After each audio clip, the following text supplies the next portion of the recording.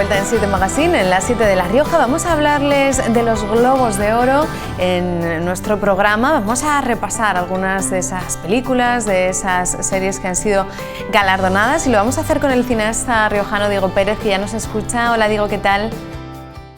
Hola, muy bien. Bienvenido. Bueno, hazme un balance, hazme un poco un titular de cómo ha sido esta edición de los Globos de Oro. Bueno, pues yo creo que en una edición en la que para mí lo más potente eran las películas de habla no inglesa, y que al final Jane Campion y su película El poder del perro ha sido la gran triunfadora, una película que tuve la oportunidad de ver en el Festival de Cine de San Sebastián. Y la verdad que me gustó muchísimo. Era un poco la vuelta de Jane Campion a lo grande, al cine, y una película que me gustó mucho. Es de lo que más me ha gustado este año del cine de habla inglesa.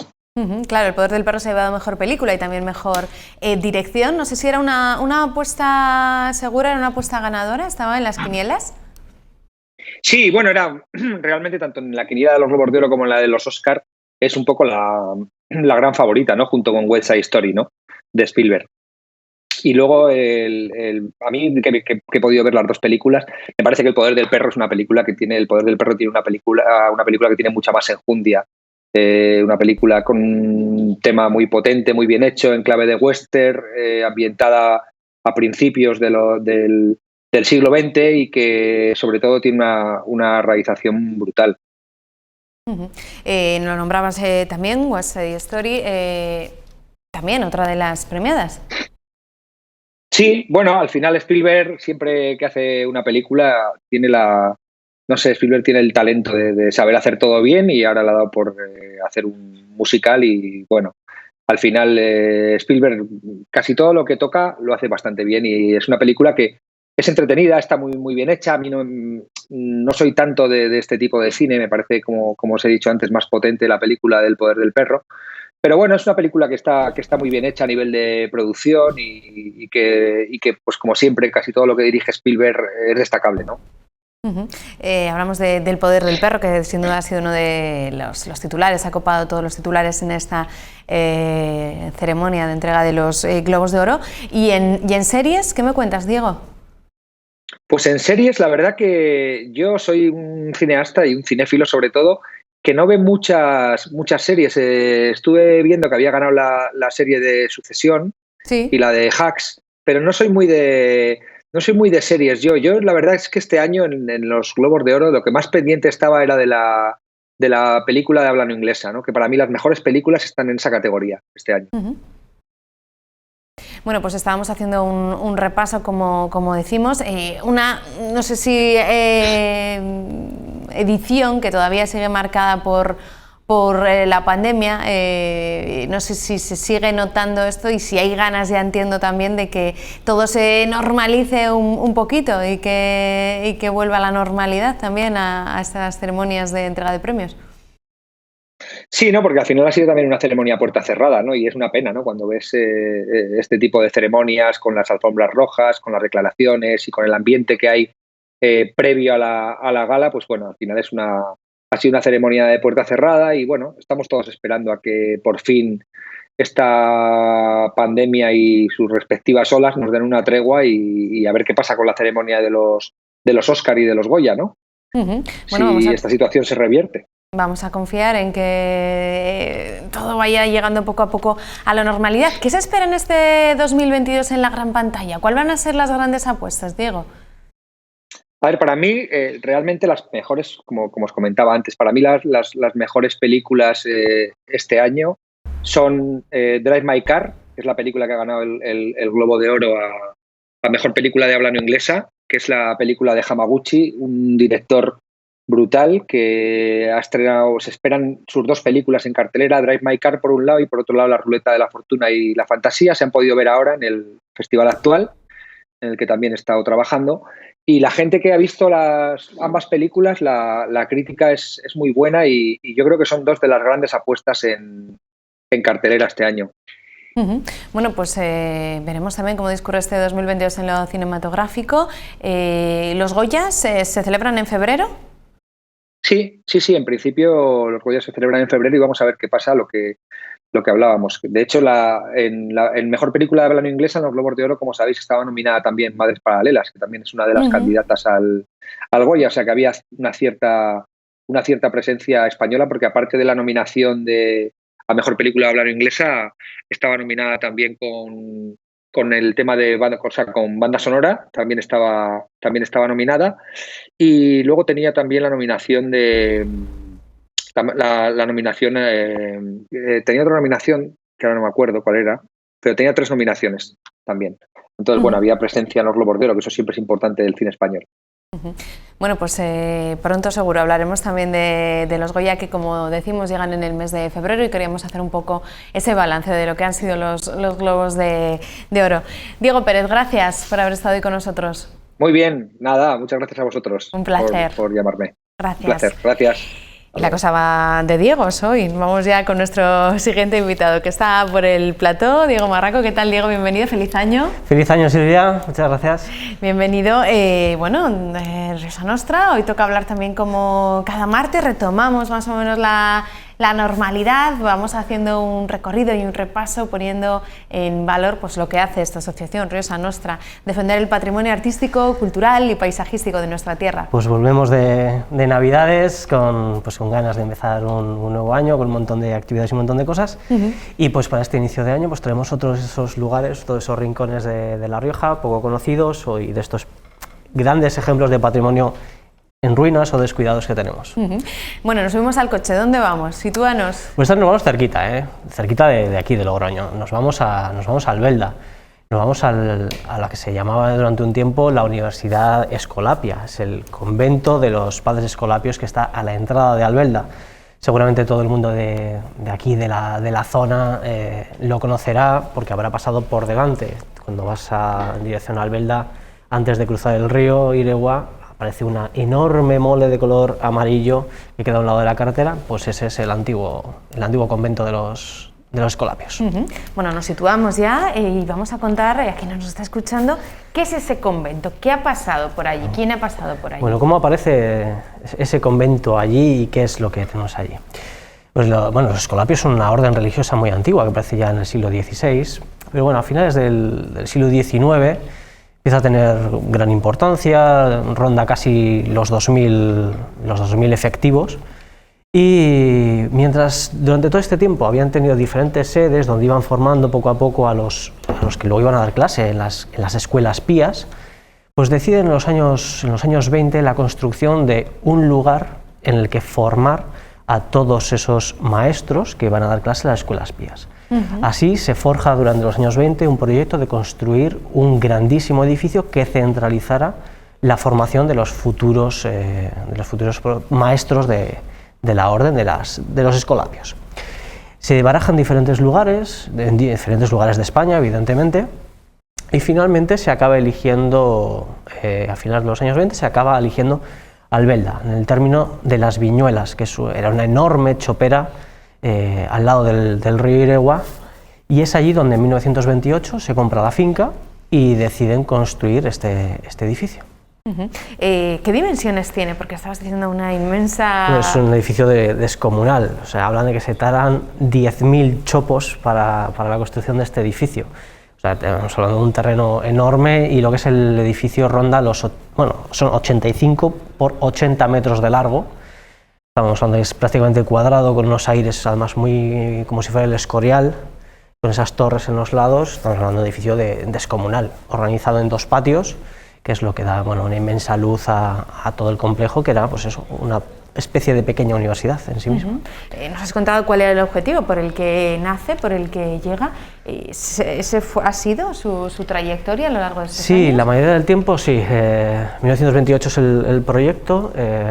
Ya en 1928 se llega a poner la primera piedra, el día de Navidad. Un año más tarde ya incluso se empieza alguna clase en el propio edificio, aunque estaba evidentemente sin terminar. No será hasta 1931, hasta junio del 31, cuando finalmente ya se inaugure con toda la pompa, se inaugure el edificio. Seguirá en uso como lugar de formación hasta los años 70.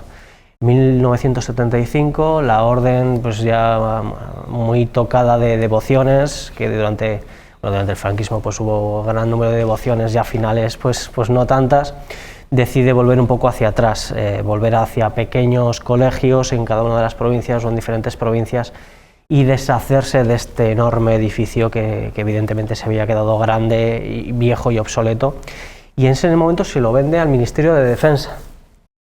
Pertenece al Ministerio de Defensa hasta los años 2000, nunca se llegó a hacer nada con él, se quedó ahí abandonado, que lo compra un promotor privado con la idea de construir una enorme residencia de ancianos.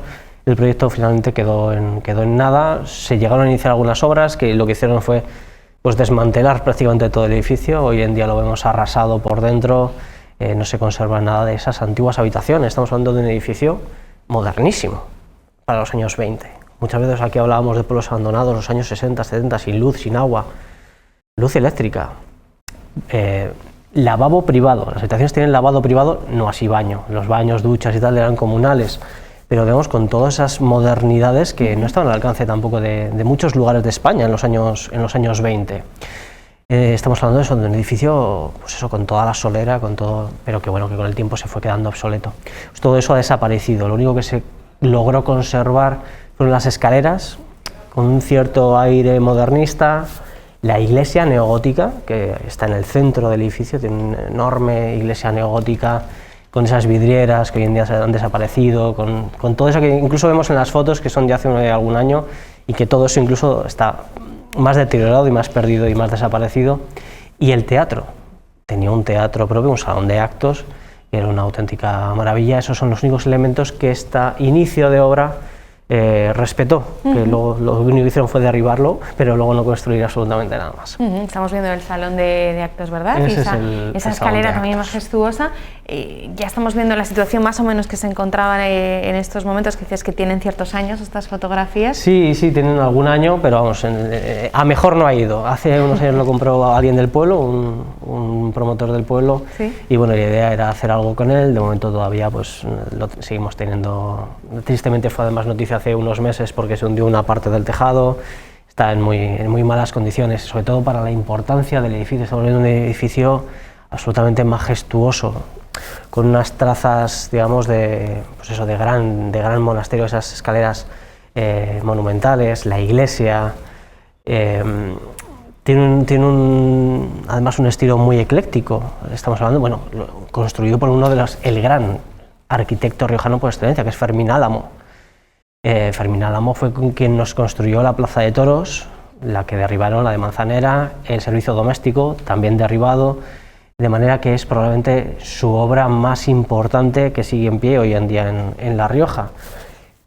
Para una ciudad de provincias como Logroño, pues eligió este estilo pues historicista, a pesar de que en esos años 20 ya corrían por Europa pues corrientes más modernas.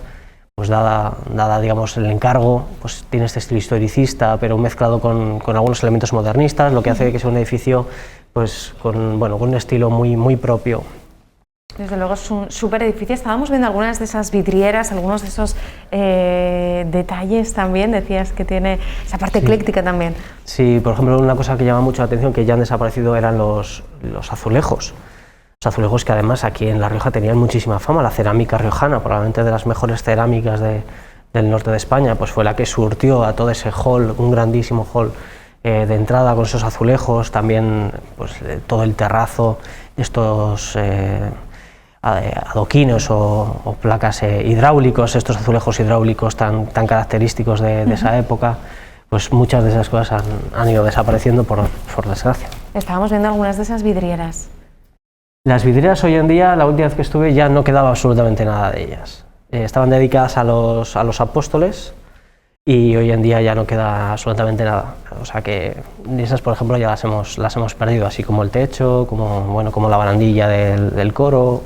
Bueno, las cosas cuando se dejan a merced del saqueo, de la destrucción o simplemente del paso del tiempo sin cuidarlas, pues acaban por perderse, y eso es lo que está sucediendo pues con este edificio tan importante en cuanto a tamaño y en cuanto a historia y en cuanto a que es uno de los mejores ejemplos de uno de esos grandes arquitectos riojanos maltratado y olvidado aquí en nuestra ciudad de Logroño. Y que siempre decís que este patrimonio está vivo, que hay que cuidarlo. Sí, está vivo, si no nos lo dejamos morir, que es lo que nos está pasando aquí. Es un elemento que además en su día fue tremendamente importante para Albelda. Imagínate la construcción de un edificio así y el abastecimiento de semejante edificio con toda la gente que allí había, ya no solo de los alumnos que venían de toda España, sino lo que se supone de limpieza, de cocina, de profesores, de todos los servicios para un pueblo como Albelda.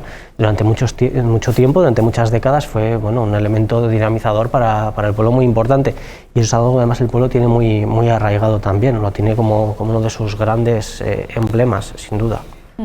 Bueno, pues sí queríamos hablar de este edificio, hemos ido hasta Albelda para conocerlo un poquito más y hablar de este superedificio. Para mí es un superedificio. Descomunal, es enorme, muy grande. Y una de estas dentro, hasta que no estás dentro, no te das idea de las dimensiones. Las fotos te pueden hacer una idea, pero no es gigantesco. Y además decíamos de un arquitecto riojano referente del que quedan pocas. Pues muy poquitas cosas, porque las cosas más importantes, lamentablemente, como sucede casi siempre en esta ciudad, las hemos ido derribando. Bueno, queríamos hablar hoy precisamente de ello y del mercado de abastos, ¿no? Dentro de las noticias que siempre, pues, de actualidad que nos empezamos el año con noticias buenas y noticias malas, como siempre, para no perder las buenas costumbres del año. ¿Vamos con las buenas entonces? Venga, vamos. Bueno, pues la primera de las buenas es que nos ha llegado algo de dinero de Europa para ayudar a dinamizar, entre otras cosas, la plaza de abastos, el mercado de abastos de Logroño, uno de los edificios modernistas que tenemos en la ciudad, para ver si se le puede dar una vuelta y dinamizarlo y ver en qué manera se puede hacer algo con él.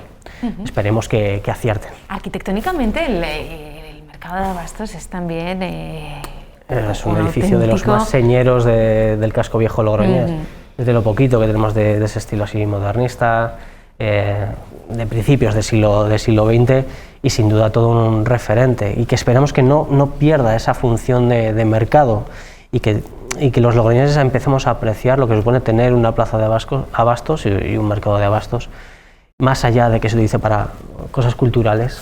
Lo importante es que es un mercado y debería de seguir manteniéndose así.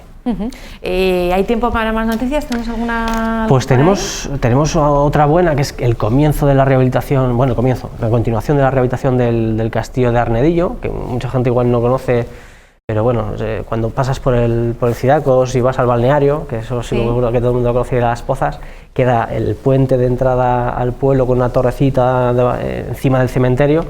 Pues es lo que nos queda de ese pequeño castillo de Arnedillo, pues se va a evitar que desaparezca, con lo cual es una grandísima noticia.